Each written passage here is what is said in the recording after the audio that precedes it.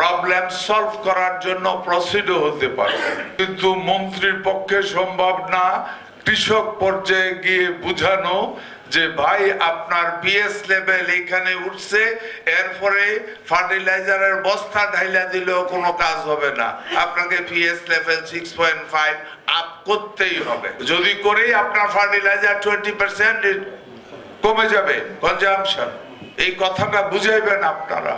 সুতরাং দায়িত্ব আপনারা যত সিরিয়াসলি নেবেন, দেশের এত দ্রুত উন্নতি হবে। আমি একজন কৃষক হিসাবে এইটুকু বলতে পারি, আপনারাও বুঝছেন, উনি যখন ল্যান্ড নিয়ে কথা বলছে, আমি শুধু ওই জায়গাটাতে বারবার আমি হিস্ট্রিটা জানতে চাচ্ছি, কারণ আমি জানি কি পরিমাণ রেড সিগন্যাল আসতেছে সামনে।